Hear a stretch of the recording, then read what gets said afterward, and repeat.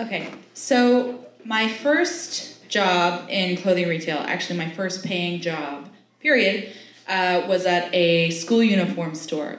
And I was about 15, and I got this job through a school friend who I'm not going to name, so I'll just call her Wumfa. And Wumfa, it's actually a little self-serving to call her friend, because Wumfa was sort of like the coolest girl I'd ever seen in my life. First day of school, she was wearing like a Zero shirt and silver pants like Billy Corgan, and she was really wild. I remember her peeing down a children's slide, which isn't the kind of wild I mean, but I do remember it. And anyways, she actually was part of a successful Canadian rock band. But anyways, Wumpa was very nice.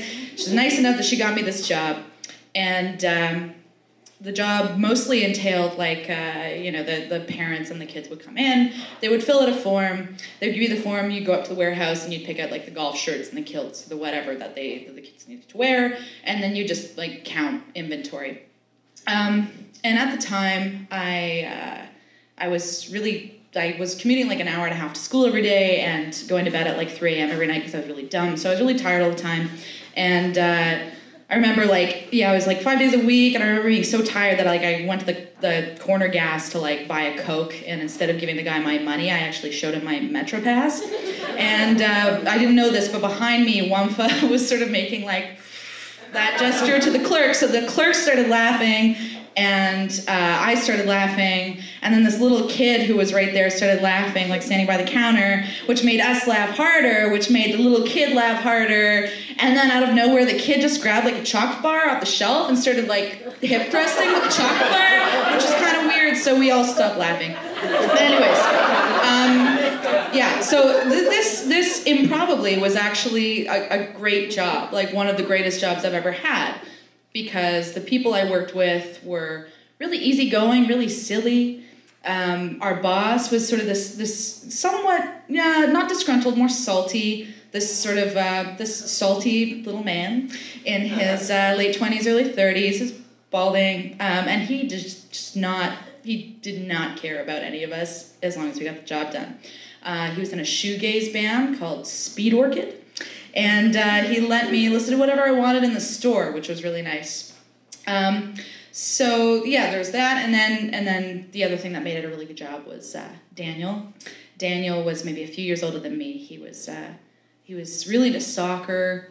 He was maybe 18. He was really into soccer. He was sort of like a self-described jock, and he would say things like, "Yeah, man, I'm going to Montreal this weekend. I'm gonna hit up the strip clubs, get some women, whether we gotta pay for them or not." But he had this really cool older sister who I guess was into cool music or whatever, so he was really into indie rock and stuff, and he knew more about the bands I liked than I liked, but he was really lackadaisical about it. Anyways, I had a huge crush on Daniel, so much so that I do hope that Daniel is in this audience. I dare to hope that Daniel is in this audience, remarking on what a woman I've become. Anyways, as you might imagine about a school uniform store, there's a fall crunch and there's a winter lull. So the people who are hired in September tended to be laid off in November. And two such people were me and Wumfa. What you might not know about a Catholic uniform store is that some of the uniforms are actually very pretty. I remember in particular there was a really lovely kilt for an all-girls private school, and there were these very sleek black tunics that looked like cocktail dresses. And on our last day, Wumfa sort of called me aside, and she said, "Let's take these tunics."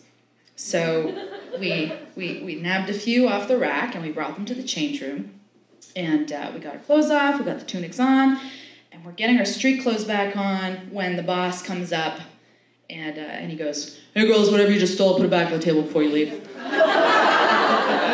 And we did. My second job in clothing retail, I was 19. It was a sort of pop-up shop of sorts. The woman who owned it, her family was in vintage clothing. They owned a few warehouses, I guess, outside the city.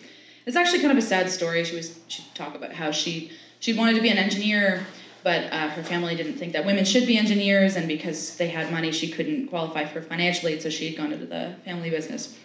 Anyways, She had this pop-up shop, and the clothing was not very good. And but the presentation was pristine. She was very particular about clothing presentation, which is to her credit. But she did tell me very early on that she would be sending somebody she'd be sending somebody to stand across the street from the other side of the street and look in through the window to make sure everything was in order while I would be working, and I was the only one working there. Nobody came to this store. Literally nobody. I remember 2 customers. One of them, I'm also not going to give her name, but I will tell you that her name was a color. She came in with many pugs and a boy. The boy had patchy facial hair, and he kind of just followed her around, criticizing her. I never could tell whether he was her boyfriend or her brother or her son, but he was there. Anyways, there was her, and then there was a woman who just sort of just talked to herself and didn't buy anything. So I literally had nothing to do at the store except stand and stare. There were no clothes to straighten. There was nobody to sell clothes to. I just stood and stared for 8 hours. And then the owner would come back in, and she'd see that I hadn't sold anything. She would sort of do this like, oh, well, I hope I have enough money to pay you, which was really annoying, but she always paid me. Anyways, that's all I remember about that job. No, okay, there's one other thing I remember. At the time, I was dating this really weird 25-year-old who was from this remote island off the west coast, and he had these huge bug eyes, and he talked like Beaver Cleaver, and he scared the shit out of me, and I was really convinced that he was a psycho, even though he's really nice, so much so that I became a psycho, and we had this really fraught, weird, brief romance. But I do remember being very happy when he picked me up after work. My third and final gig in clothing retail. I was 21 years old. I was looking for a second part-time job because I got in a new apartment, and I got this job at a large clothing boutique that specialized in prom wear. I remember my first day of the job was the coldest day of the year, and it was also the day of that big Queen Street West fire that demolished a big swath of Queen Street.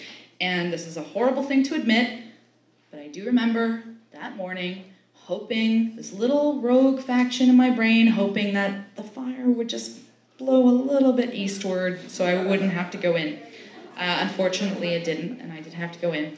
I went in, and the place was owned by a Vietnamese woman. I think she was in her 30s, and she co-owned it with her brother. I think they had some family money. She wore a lot of pink, a lot of furs, maybe some pink furs, and I remember her trying on a lot of clothes in front of a full-length mirror. The manager was dressed all in black, and he was a little cold at first, but he did warm to me over the course of the day. And pretty much all we did was take turns going out for cigarettes and then spritzing our whole bodies with the cologne they had on sale. I do remember him gesturing a lot to a really elaborate candle that had obviously been there for a long time, and mentioning our 40% employee discount. Lots. I was told to sort of follow people around and make sure I was on hand if they ever needed any help, and I took this advice way too literally. And I think out of the maybe 8 people who came in that day, probably 5 left pretty soon afterward, feeling really eerie. And I remember going home at the end of the day and sitting in my empty apartment and feeling just so sad, so depressed that like this was going to be my life now, which I now know is because I was incredibly weak. Like people traveled thousands of miles from their family to clang on pipes in the Canadian subarctic, but I was, anyway, nonetheless, the next morning I decided that it would be better to quit the job than to get out of bed. So I called the manager and I told him I was quitting. And he said, okay, but I haven't scheduled anyone else today. Can you come in and do one last shift? I said, okay. I went in, he cut me a check for my 2 days' work, which in hindsight was really decent of him.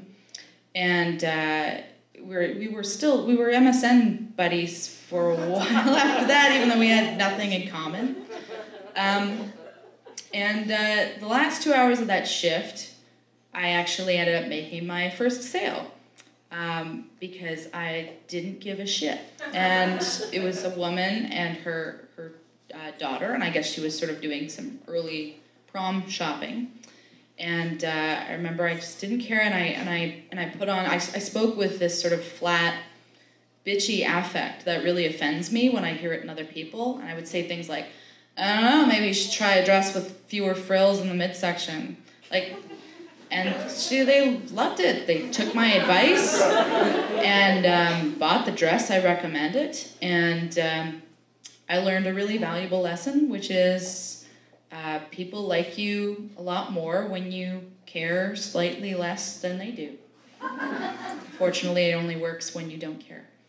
Anyway, that's it.